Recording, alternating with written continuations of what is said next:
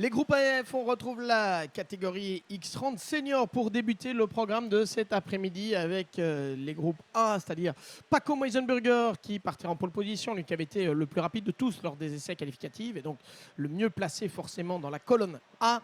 Dans la colonne F, on retrouvera Eli Goldstein, le numéro 269 à ses côtés sur la première ligne. Clément Outran, un autre pilote français, partira depuis la 3e position et puis nous aurons Riccardo Cirelli, le pilote italien, 4e, Thibaut Géladé et Luca Griggs seront 5e et 6e sur la grille de départ devant Fionn McLaughlin et Tobias Norman, Andy Rattel et Yuta Suzuki en 5e ligne donc de cette grille de départ. 35 concurrents attendus pour ces groupes A et F. On va, je pense, avoir 2 tours de formation, comme cela avait déjà été le cas lors des manches matinales. Voilà, effectivement, avec le directeur de course Gilbert Darmon pour indiquer avec son doigt levé que l'on repart pour un tour de formation supplémentaire pour les concurrents.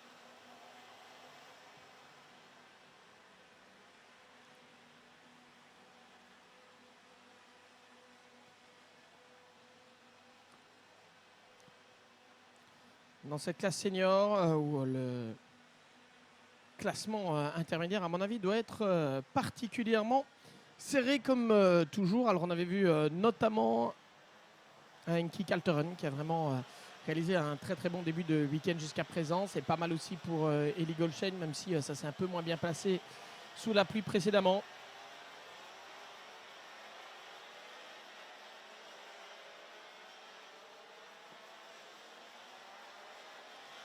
Alors la mise en grille dans quelques instants. Et le départ donc, et le début du programme de cet après-midi avec Paco Meisenberger et Eli Goldstein en première ligne, Clément Outran, Riccardo Cirelli sur la deuxième. Dus de eerste kwalificatie reeks. Van de namiddag met Paco Meisenberger, de Fransman en Eli Goldstein, de leider in het kampioenschap en titelhouders natuurlijk, triple titelhouders.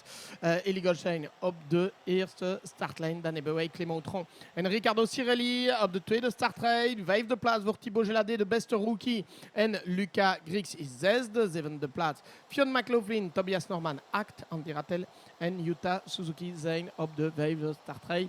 35 piloten aan de start. C'est parti pour cette manche qualificative avec un Paco Meisenberger. La piste a l'air un tout petit peu moins détrempée que tout à l'heure. Attention au premier freinage.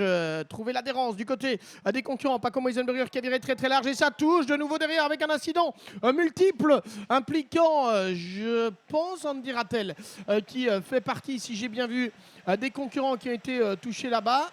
Je me demande s'il n'y a pas Thibaut Géladé aussi. Oui, je pense qu'il y a Thibaut Géladé. Malheureusement, le jeune pilote belge numéro 261, Thibaut Géladé, qui va d'ailleurs rentrer directement, ou essayer de rentrer en tout cas dans la voie des stands après cet incident. Abandon pour Thibaut Géladé, marqué pas de chance pour le jeune rookie belge. En attendant, qui est aux avant-postes? Eh bien, c'est difficile de vous le dire. C'est l'un des pilotes du VDK Racing que l'on retrouve là. Et ce n'est pas Clément Outran, je pense. Alors, est-ce que ce serait Fionn McLaughlin qui a repris son casque? Il roulait tout à l'heure avec un casque blanc. Non, c'est pas Fionn McLaughlin non plus. C'est le 388. C'est Clément Outran. Si, c'est Clément Outran qui a repris effectivement son casque à lui. Clément Outran est en tête. Eli Goldstein en deuxième position. Fionn McLaughlin qui est troisième.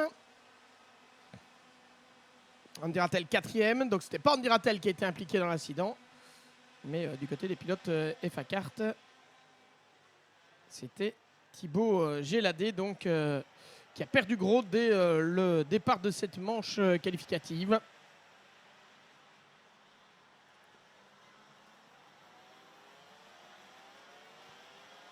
Clément Outran, leader devant Eli Goldstein, Fionn McLaughlin. Troisième, Andy Rattel, qui finalement est donc quatrième. Donc il a bien effectivement les deux pilotes FA Kart qui étaient dans le même peloton.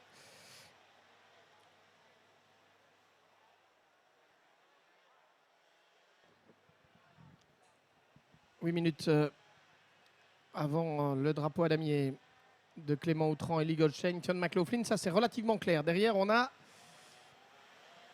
pilote de l'équipe Télécar. Bart Ploug qui a pris la 4e position.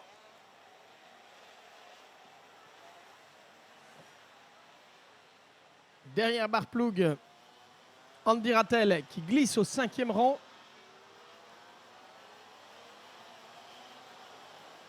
6e place pour le poleman Paco Meisenburger. Et 7e place pour Lucas Griggs. Paco Meisenburger qui est donc un peu revenu. Lucas Griggs qui était 6e sur la grille. Il est en remontée, Lucas Griggs, avec des trajectoires différentes là aussi dans le premier enchaînement.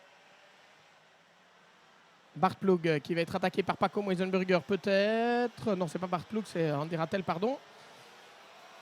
Bart Ploug est déjà passé devant Andy Rattel.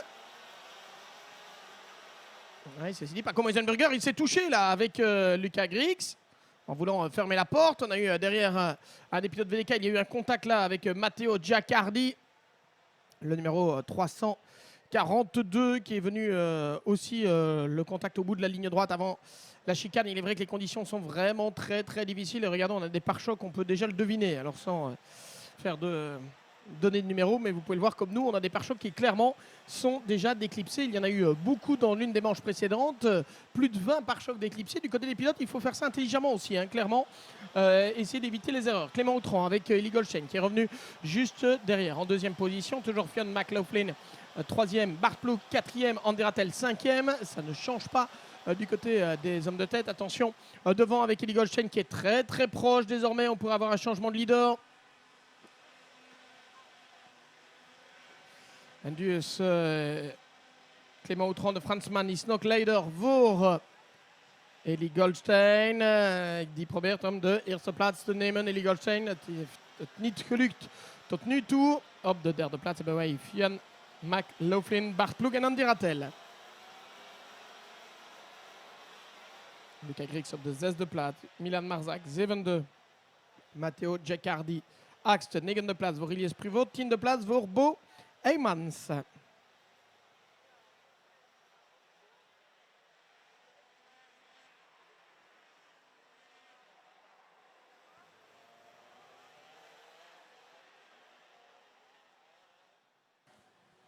On reste là avec le dernier virage à l'image sur la chaîne YouTube. Ils sont dans le virage du paddock.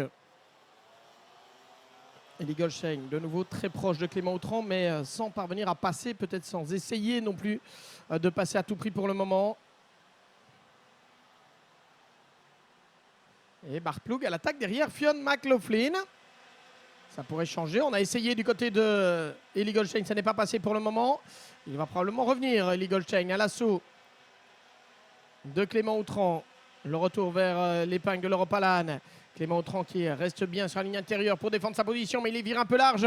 On a tenté le coup, il s'est mis à côté. Eli Goldstein, il n'est pas passé. Par contre, Bart Ploug est passé 3e devant Fionn McLaughlin. Derde plaats nu voor Bart Ploug. Die heeft deze derde positie aan Fionn McLaughlin genomen. En het duel voor de leiderschap en Clément Outran moet Eli Goldstein laten gaan. Nu leider Eli Goldstein heeft de leiderschap genomen nu voor Clément Outran. Il y a un passage en tête d'Eli Goldstein qui est devant Clément Outran. Il a su se glisser à l'intérieur dans le long virage à droite après la chicane.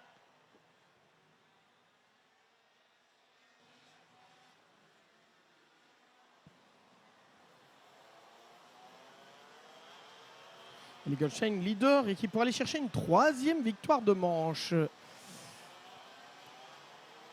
Ça va rester un sérieux client certainement dans le classement intermédiaire. Eli Goldstein, dont la régularité, une fois encore, est à souligner. Il est toujours présent, toujours aux avant-postes. Et ce n'est pas par hasard qu'on est 3 fois champion Benelux et champion européen l'an dernier. L'une des références internationales de la catégorie X30 Senior, sans aucun doute. En attendant, Eli Goldstein est donc en tête. Clément Outran 2e, Bart Ploug 3e. Meilleur tour en course pour Clément Outran en 1,14.5.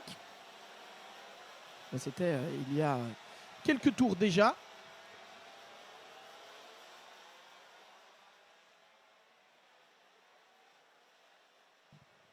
Nog 3 minuten te gaan, plus een ronde. Eli Goldstein, nog leider, tweede plaats voor Clément Outran. En Barploeg op de derde positie. Geen verandering te verwachten in de 3 eerste plaatsen. In de top 3 acteren hebben wij Fionn McLaughlin. Geen verandering ook voor de vierde plaats. Vijfde plaats voor Andy Rattel. Boheymans is nu zesde.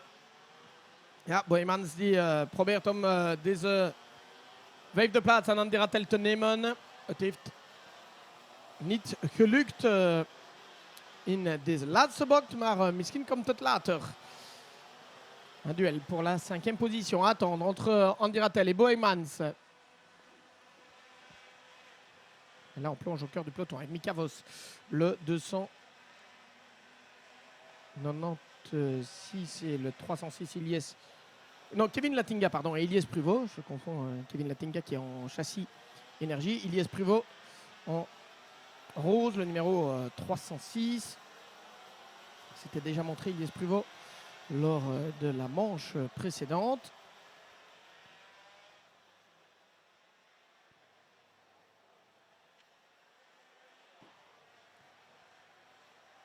Ilyes Pruvot qui essaye donc d'aller chercher une place dans le top 10 face à Kevin Latinga. Et où est Paco Moisenburger? Eh bien, je pense qu'il est hors du top 10 pour le moment. Paco Moisenburger, qui a été extrêmement performant chaque fois que la piste était sèche, mais qui, sur piste humide, ne parvient pas à confirmer le même tempo. On l'a là à l'image, Paco Moisenburger d'ailleurs, suivi par Matteo Giaccardi et Tobias Norman. Paco Moisenburger, c'est le numéro 204 pour le pilote français. Het is een beetje moeilijk voor Paco Moisenburger, die vanaf de polepositie startte en die nu op de 11e positie is. Ja, het tempo is niet zo hoog op een natte band voor de Fransman. Die was super snel op een droge band in het begin van de week-end. Et là, vous voyez le duel, vous le vivez à l'image sur la chaîne YouTube Yamé Series Benelux avec Clément Autran et Barploeg. Duel pour la 2e place, à 2 secondes environ d'Eli Goldstein. Eli Goldstein qui est parti pour aller remporter sa 3e victoire en 4 manches. Par contre, pour la 2e position, entre Barploeg et Clément Autran, rien n'est fait.